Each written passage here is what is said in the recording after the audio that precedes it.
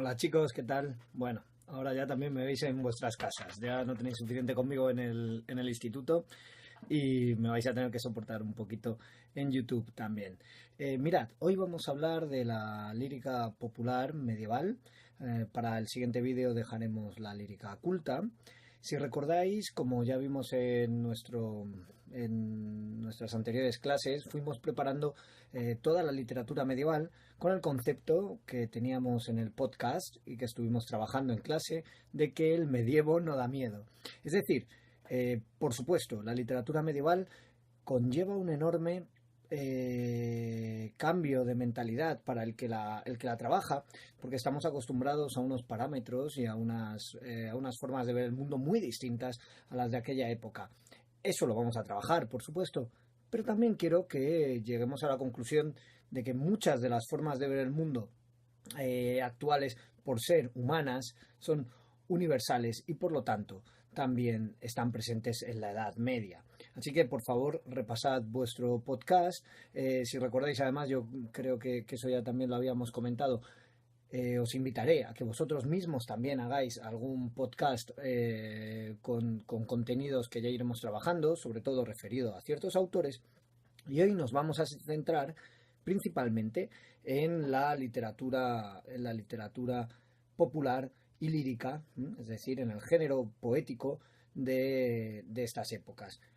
Quiero que penséis durante un momento en los dos principales motores de esas literaturas. Por un lado tenemos la lírica, tenemos la lírica que trata más de los sentimientos, que surge de lo popular y también de lo íntimo. El sentimiento principal, por supuesto, aquí va a ser el amor. Es el sentimiento, al fin y al cabo, que impulsa, vamos a poner un porcentaje, el 95% de la poesía, incluso hoy en día. Y seguramente uno de los motivos también que nos hacen humanos, que nos hacen profundizar en nuestra entraña más íntima. En la Edad Media no era distinto. Así que tenemos, por un lado, la lírica popular y por el otro lado, la otra cara de la moneda es una poesía más dirigida a la sociedad.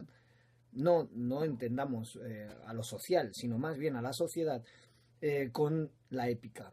La épica, que no es propiamente lírica, ya sabéis, es al fin y al cabo un género que está en la base de la narrativa y que en este caso se dirige al colectivo y que satisface, como nos sucede ahora con las películas y con los cómics y con al fin y al cabo también los videojuegos, la necesidad de tener héroes. Ahora nuestros héroes los seguimos en Instagram, si son héroes reales, o en las películas, si son héroes inventados, o en la televisión, si son héroes mixtos, inventados casi o no inventados.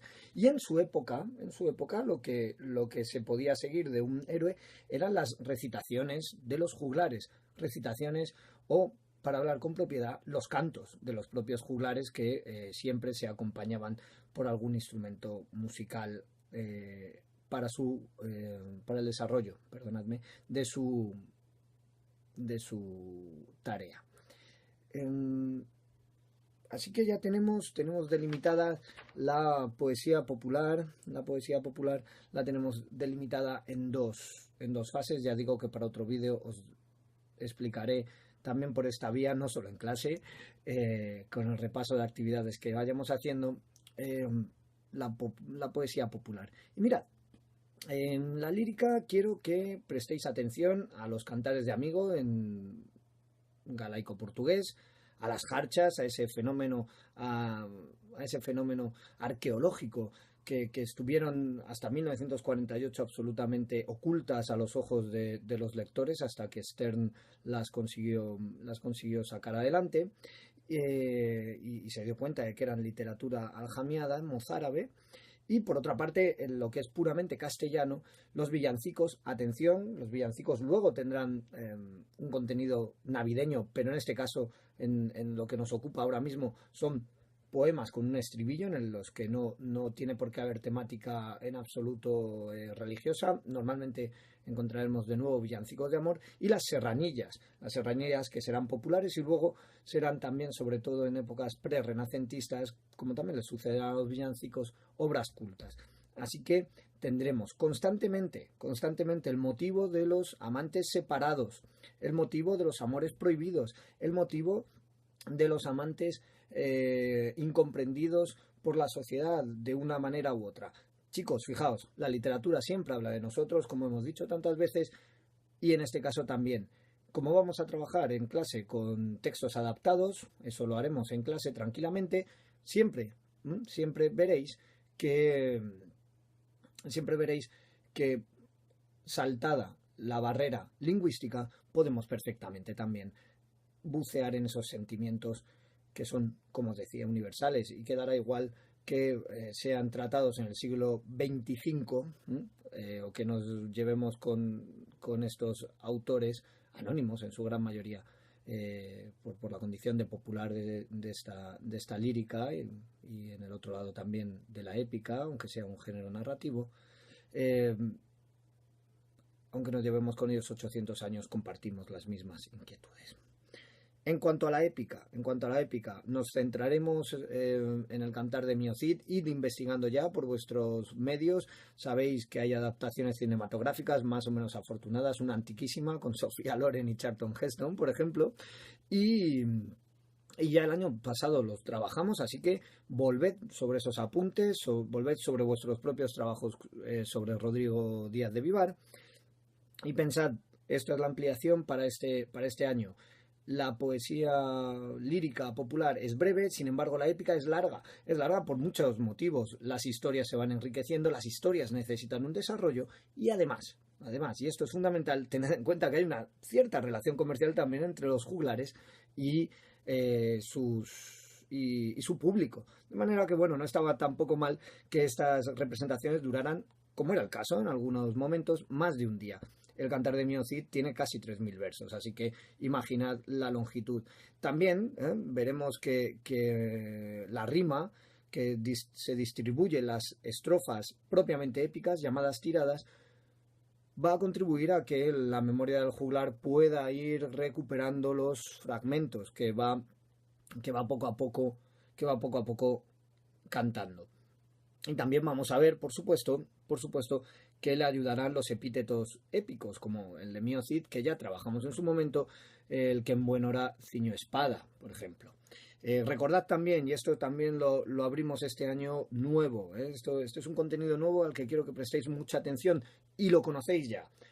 La épica castellana se divide en ciclos. Tenemos 3 ciclos de épica castellana, y me diréis, ¿qué son los ciclos? Pues mirad, un ciclo actual es Harry Potter, un ciclo actual son los héroes de Marvel, un ciclo actual es la Guerra de las Galaxias, es decir, todas las historias que tratan de un héroe y el universo que se crea, el mundo que se crea alrededor de ese héroe, con personajes secundarios que pueden tener sus propias historias. Pienso de nuevo en todo lo que podéis tener vosotros alrededor, en el Hobbit, en Harry Potter, como os decía antes, en las sagas de un tipo u otra de la que vosotros sois fan. De una al menos lo sois, seguro. Lo hemos hablado muchas veces en clase también.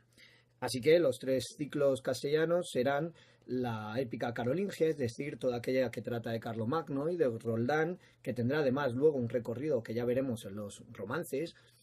Otra épica que trata del nacimiento de Castilla, primero como condado, y una tercera que es el ciclo del Cid. Esa tercera, que puede ser la más importante y la que quizá tengamos incluso más cerca a nosotros en la mente, es la que incluye no solo al poema de Mio Cid, sino a todos los demás poemas que van en esa misma línea, que hablan de otras hazañas del Cid o de otros momentos de su vida. Bien, este es un resumen muy breve con el que quiero que empecéis a trabajar. ¿Qué vamos a hacer a partir de ahora? Atención, para los que hayáis visto ya este vídeo y además tengáis en cuenta el podcast anterior. 2 tareas fundamentales. La primera, deslindar qué cosas, qué elementos son totalmente distintos a la Edad Media, tanto en la forma de pensar como en la forma de expresarse a nosotros. y qué cosas son las mismas. Es decir, en qué sentimientos amorosos nos podemos reconocer, en qué necesidad de héroes nos podemos reconocer, en qué forma de llamar a los héroes nos podemos reconocer. Si os fijáis, y aquí os doy una pista de lo que podemos ir haciendo, muchos de nuestros ídolos, por ejemplo los ídolos deportivos, tienen apodos. Fijaos en eso. Y por otra parte, algo que me parece también fundamental y que tenemos que trabajar como segunda pieza de nuestra explicación. Atención, muy importante, tenéis una antología de textos y otra de tópicos. A la de los tópicos iremos poco a poco acercándonos, ya hemos hecho Carpe Diem, ya hemos hecho Tempus Fugit, ahora nos vamos a acercar también dentro de poco al amor y a la muerte, ir echándole un vistazo a los textos medievales que aparecen en nuestra antología, la que hemos ido preparando en estos meses, y también a todo lo que aparece en los materiales escritos del curso en cuanto a lírica y a épica, a la poesía popular de la época. Si recordáis, lo vamos a trabajar, hay serranillas, hay villancicos, hay también cantigas, cantares, perdón, de amigo, y hay alguna jarcha. Y, por supuesto, la selección de textos que tenemos de Mio Cid la trabajaremos también, veremos los capítulos, los 3 libros en los que se divide, hablaríamos nosotros ahora de capítulos, los 3 libros en la época en los que se divide su aventura, ¿de acuerdo? Y poco a poco trabajaremos estos contenidos. Vamos a ver con este pequeño vídeo y con los siguientes, porque este no quiero que sea el último de este tema. Ya veréis también, os decía, la poesía culta y luego iremos con la prosa y un poquito de teatro. Vamos a ver cómo podemos encajar el gusto por la literatura, también la literatura contemporánea, con el gusto que podemos llegar a tener por algunos de estos temas que nos parecen quizá lejanos, simplemente porque tienen una fecha muy lejana de composición, pero que en absoluto son ajenos a nuestra forma de sentir. Así que os resumo de nuevo una lista de los motivos iguales a los contemporáneos y de los motivos absolutamente medievales y absolutamente distintos, desde la sociedad hasta la forma de construir los textos, y por otro lado ese otro trabajo de familiarización con los textos. Todo esto lo trabajaremos en clase con las actividades oportunas, ya os lo iré diciendo, sirva este vídeo como introducción. No os doy más la lata y recordad, el medievo no da miedo, lo vamos a trabajar de aquí a Navidades y lo vamos a pasar bien. Un abrazo.